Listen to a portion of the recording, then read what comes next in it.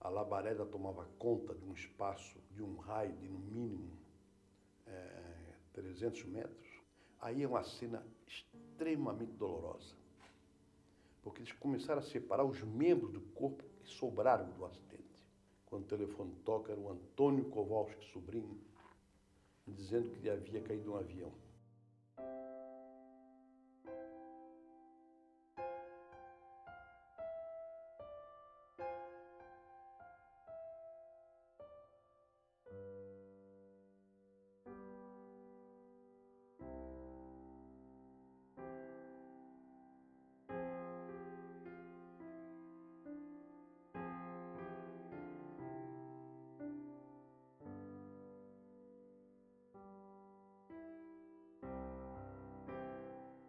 Era um sábado chuvoso, eu estava em casa, roupa para sair para jantar.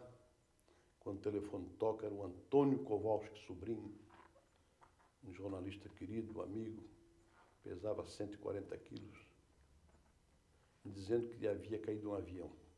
Eu perguntei, foi um teco-teco de São José?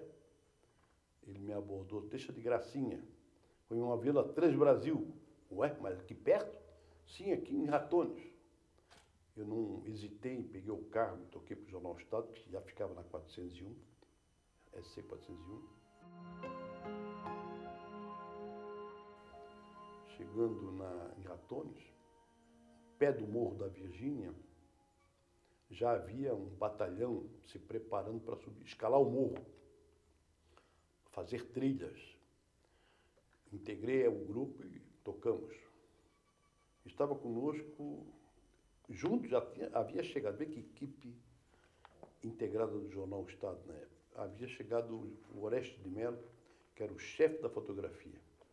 Só que ele levava uma mala de fotografia que pesava mais de 30 quilos. Sim, agora quem que vai subir esse morro?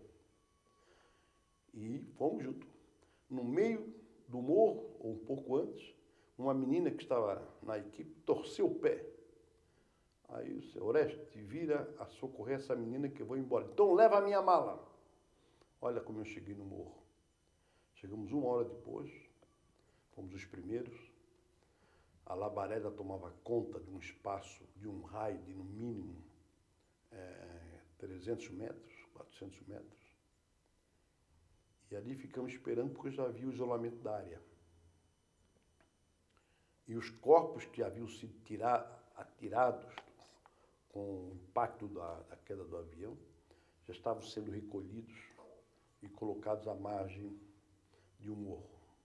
E ali ficamos esperando, mas só que era um frio, nós estávamos com camisa curta.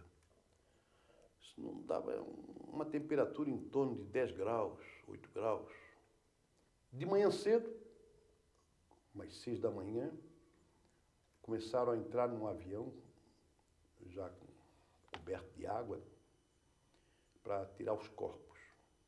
Aí é uma cena extremamente dolorosa, porque eles começaram a separar os membros do corpo que sobraram do acidente. Perna para um lado, cabeça para o outro, bunda para o outro. Enfim, separaram os membros e depois tentar juntar, e não conseguiram juntar tudo. Umas 10 horas, mais ou menos, 11 horas, chegou um grupo, uma equipe. Aí me disseram, ó, é a equipe do DAC, Departamento de Aviação Aérea. As primeiras investigações. Aí eu desci o morro, me integrei à equipe. Aí o guarda tentou me puxar. Você quem é? Eu faço parte da equipe do DAC. Aí eu entrei, foi aí que surgiram as informações que nos renderam a manchete que deu margem a um processo do governo militar. Que havia um oficial no comando do avião, um oficial da aeronáutica, e não o comandante do avião. Foi a primeira manchete do jornal. A segunda manchete que, por um raio de 80 metros, o avião caiu. E que o desconhecimento do coronel, ao invés de levar o avião sobre o mar, ele saiu da rota e pegou o Morro da Virgínia. Mas o mais impactante também foi um acompanhamento, quer dizer, das 9h30 da noite, de sábado, até o dia seguinte, entre 14 e 15 horas, Fiquei no morro, um fotógrafo, trabalhando toda a produção de matéria. Tive que produzir 2 páginas standard de jornal para render 3 edições que lançamos em 2 dias. Outro detalhe importante que revelou um outro espírito jornalístico foi o profissionalismo do jornal. Quando soubemos da queda do avião no sábado, não precisamos convocar as pessoas para vir trabalhar. Acho que mais de 80% da redação já estava presente 9, 9h30 da noite na redação, com reforço à parte de reportagem, porque a mim juntaram-se mais 2, 3, 4 repórteres, enquanto os outros já estavam conversando com as famílias, já estavam na base aérea, com a direção da Transbrasil. Nós largamos praticamente na edição de segunda-feira um caderno inteiro de cobertura. E olha um detalhe, eu era redator-chefe, estava no morro. Antônio Kowalski, que era editor de política, não sei, não me lembro agora, ele tomou a iniciativa de parar a edição do jornal de domingo, inserir uma manchete e uma matéria da queda do avião. Você vê o espírito jornalístico que havia na época. Quer dizer, a luta contra o relógio para informar bem o leitor. Isso aí foi um aspecto que merece hoje como lição para os que estão aprendendo a ser jornalista. O trágico da queda do avião é que eu sou o Liel, né? Eu conhecia todo mundo, né? Na ilha, quando se atravessava a Felipe Schmidt, tinha que estar de mão levantada para cumprimentar todo mundo. Hoje, infelizmente, não dá para fazer isso. E as pessoas que estavam no avião eram pessoas conhecidas. Então, isso aí pesou muito na produção de uma dor muito profunda, pessoas queridas que foram mortas nessa tragédia. O avião cai na ilha e praticamente 50% ou mais dos mortos eram da ilha. Médicos, eram líderes sindicais, eram políticos, empresários, né? Pessoas comuns, professores. Né? Inclusive, 2 meninas, filhas do Antônio Queiroz, que aí tem uma passagem muitíssimo interessante, que eu acho que não tem problema de revelar aqui, porque o próprio Jornal do Estado publicou em 1980. A mãe delas procurou Chico Xavier, em Minas Gerais, na tentativa de falar com as filhas. Olha só que coisa fantástica. Ela e o marido, Toninho, católicos, mas dedicados. Ela sentou-se com o Chico Xavier, o Chico, com a cabeça suportada na mão, cabeça baixa, perguntou só, e com papel e lápis, perguntou para ela de cabeça baixa, como é o nome das tuas filhas? Ela se limitou a dar o nome das 2. Ele começou a psicografar e, num detalhamento da psicografia, descrevia o nome do cachorro, da avó das meninas, descrevendo o quarto. Elas perguntando, como é que está o quarto, assim.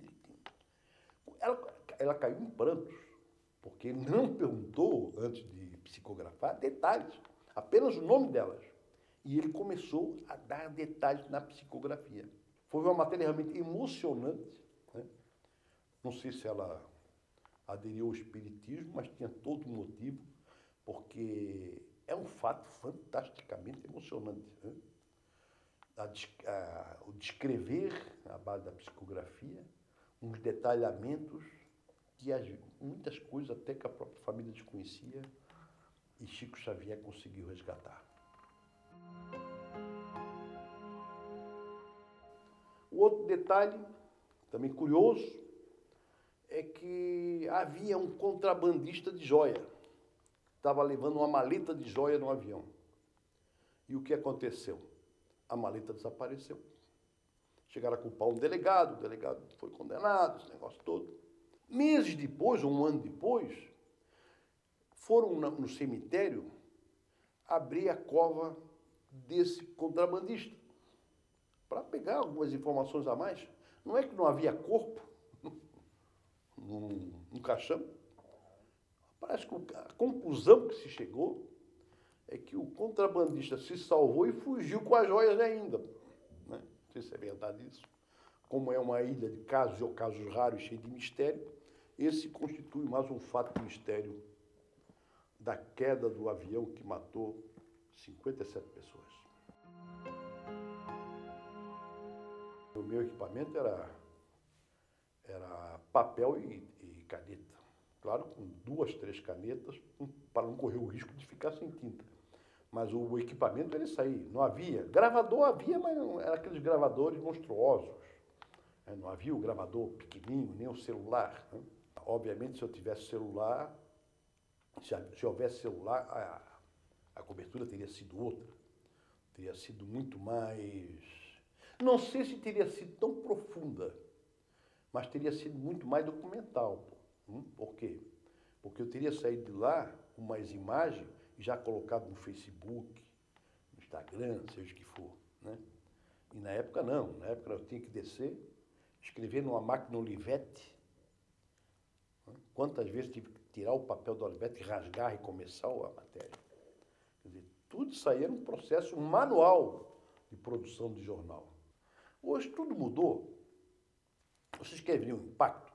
Da primeira impressora de Gutenberg a offset foram 400 anos de mudança. Da offset à internet foram menos de 20 anos. Esse impacto ainda nos deixa atordoados, porque o jornalismo perdeu o seu perfil profissional, a sua identidade.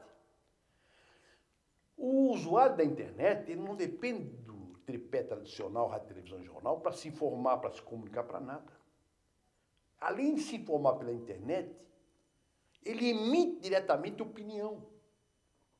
Ele dá o seu parecer, ele interage. E o jornalismo, equivocadamente, se coloca na posição de usuário da internet. Né? Só falta pegar o seu diploma e dar para os usuários, porque ele não faz nada diferente. Nós temos que agora trabalhar para criar o papel do jornalista na nova era da comunicação pós-moderna. E não achar que temos que trabalhar o tripé rádio, jornal e televisão de uma forma totalmente vencida, com uma técnica que já se superou nos anos 80, ficou para trás, e na mídia social se trabalhar como usuário. Nós temos que ser jornalistas para compreender que informação não é mais matéria-prima de jornalista, é o conhecimento. O jornalismo só tem um segredo, é você estar sempre mergulhado na humildade para ser um eterno aprendiz. Porque você não aprende apenas lendo, você aprende ouvindo, você aprende na sala de aula, você aprende se emocionando com fatos, porque jornalista que não sabe chorar é jornalista que não sabe escrever.